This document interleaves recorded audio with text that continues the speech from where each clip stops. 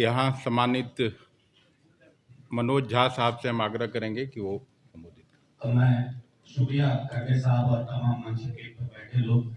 ये पहला मौका है तीसरे चरण के बाद कि हम एक साथ एक तरह से आप सबको संबोधित कर रहे हैं। आप सबका बहुत बहुत शुक्रिया।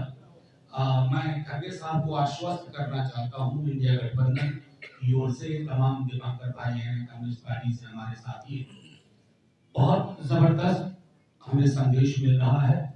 आर्थिक न्याय से निकला हुआ बिहार में हमने जो लगातार बात की है वो है नौकरी का मतलब तेजस्वी, और ये प्रण पत्र उसी आपकी गारंटी से निकला है। ये वचन ये है कि बिहार के गांव-गांव में लोग नौकरी देख रहे हैं सर, भैंस नहीं देख रहे हैं। लाख कोशिश की प्रधानमंत्री ने कि भैंस देखो, लोग नौकरी देख रहे हैं, रोजगार देख रहे हैं। दूसरी चीज माननीय खड़गे साहब के माध्यम से मैं कहूं कि संविधान कितना खतरे में है, परेशानी में है, इसके लिए हमें कुछ प्रोपेगेंडा करने की, प्रचार करने की जरूरत नहीं पड़ी।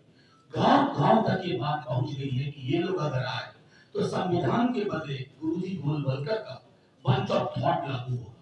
संविधान और आरक्षण को लेकर के जो भ्रांतियां फैलाई भाजपा के लोगों ने, और किनको दोष को, प्रधानमंत्री, मेरे भी प्रधानमंत्री, लेकिन शहंशाह झूठ हो गया। मैं प्रधानमंत्री जी, मैंने कहा था हास्य में, अगर उनकी सभाओं में झूठ पकड़ने की मशीन लगाई गई तो मशीन फेल कर जाएगी, उसका ग्रीस काम नहीं करेगा। इतने झूठ बोले जा रहे हैं। देश के प्रधानमंत्री के पद की गरिमा बरकरार है, कोई भी रहे प्रधानमंत्री, अगर वो गरिमा बरकरार नहीं है हम सब आहत होते हैं।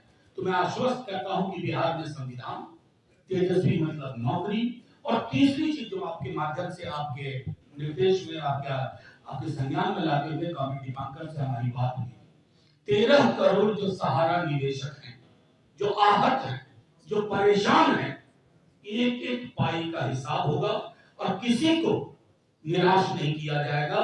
4 जून के बाद जैसा ही सत्ता में बदलाव होगा तो कार्यशैली में भी बदलाव होगा, आर्थिक सामाजिक न्याय होगा, सिर्फ नौकरियों की बात होगी, मंगलसूत्र, भैंस, मछली, मटन, इन सब की कोई बात नहीं होगी। और आखिरी एक टिप्पणी करके, बड़ी कोशिश की धार्मिक ध्रुवीकरण की, पूरे देश में नहीं हो रहा है ऐसा, बिहार में तो कतई नहीं हो रहा, क्योंकि मंदिर, मस्जिद, गिरजा, गुरुद्वारा में खड़े आदमी को भी पेट है, उस पेट को अन्न से मतलब है, उसको रोजगार से मतलब है। भूखे भजन ना होइए गोपाल। प्रधानमंत्री जी इस देश के मर्म को 10 बरस में समझ नहीं पाए। 2024 में भारत की जनता और बिहार की प्रगतिशील जनता वोट आउट करेगी, उन्हें सत्ता से बेदखल करेगी, और मैं समझता हूं कि वहां से एक प्रगतिशील समाज की शुरुआत होगी, एक सत्ता की शुरुआत होगी। शुक्रिया। आदरणीय दीपांकर भट्टाचार्य साहब से आग्रह करता हूँ। इस चुनावी माहौल में पाटलिपुत्र की ऐतिहासिक धरती पर माननीय खड़गे जी का सीपीआई की तरफ से स्वागत करता हूं।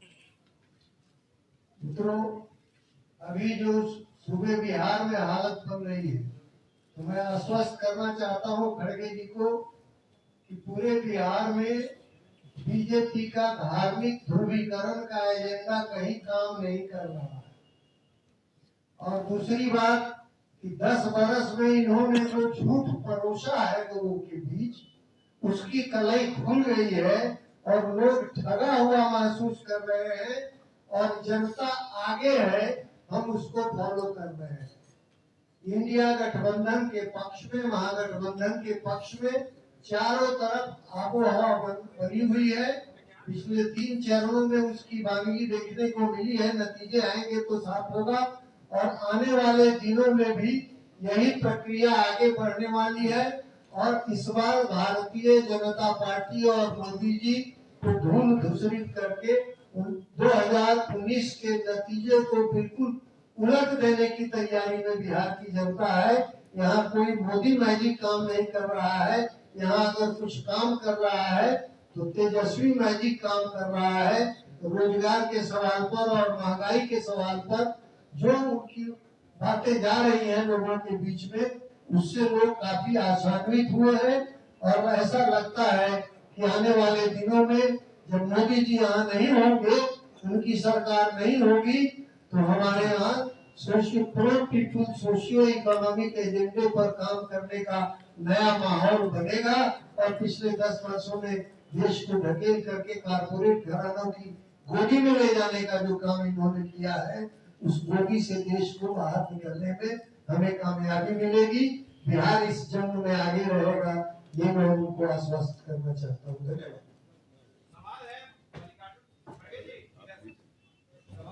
मैं सुन रहा हूँ, कान आपके तरफ है, पेन उधर है। आपने ये कहा और जिसमें फैक्ट भी है कि मोदी सरकार ने ईडी, सीबीआई और इनकम टैक्स के सहारे विपक्षी विरोधी नेताओं को, कई मुख्यमंत्रियों को जेल में भेजा। तो क्या आपकी सरकार आएगी, जो आपने कहा है, तो उनके खिलाफ मुकदमा वापस होगा? दूसरा, आपने ये भी कहा है कि गारंटी है कि नरेंद्र मोदी पीएम नहीं बने। क्या आप गारंटी देंगे कि राहुल गांधी बनेंगे या कोई और? देखिए, जहाँ तक ईडी, सीबीआई और सीवीसी, ये जो आज जिन जिन लोगों पर उन्होंने कानून के तहत कार्रवाई न करते हुए सताने के लिए, हरासमेंट करने के लिए और इलेक्शन को तंग और तबाह करने के लिए जो काम किए हैं, उसको देखकर जरूर उनके केसेस हम वापस लेंगे। अगर कोई कानून के तहत केस है तो वो सब गठबंधन की सरकार आने के बाद कानून चलेगा, जो कॉन्स्टिट्यूशन के तहत हम चलेंगे और कॉन्स्टिट्यूशन में जो प्राविधान है उसी के तहत हम काम करेंगे। सेकंड, तो गठबंधन की सरकार बनने के बाद कौन बनेंगे प्राइम मिनिस्टर, ये आपका सवाल है।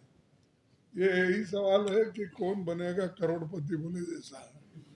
तो मैं आपसे यही कहूंगा कि हमारे गठबंधन के नेता लोग जो भी हैं, उन्होंने सब मिलके जो निर्णय लेंगे वो प्रधानमंत्री, इस देश का प्रधानमंत्री बनेगा। इसीलिए इससे बेहतर भी होगा। हाँ, इससे अच्छा भी होगा। और आपको मालूम है, गठबंधन सरकार बहुत यशस्वी हुआ। हम 2004 में बहुत ही कम थे, लेकिन हमने अच्छे अच्छे कार्यक्रम किए और ये नरेगा जैसे स्कीम किए, फूड सिक्योरिटी जैसे एक्ट लाए, आरटीए, राइट टू इंफॉर्मेशन लाए, आरटीई लाए। ये इतने बड़े काम मोदी जी ने कभी किया है?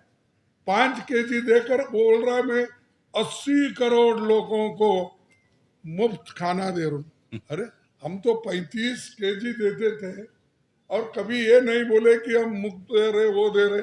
नरेगा का बड़े बड़े जितने भी कानून हमने की, और वो लोगों के भलाई के लिए ही किए हैं।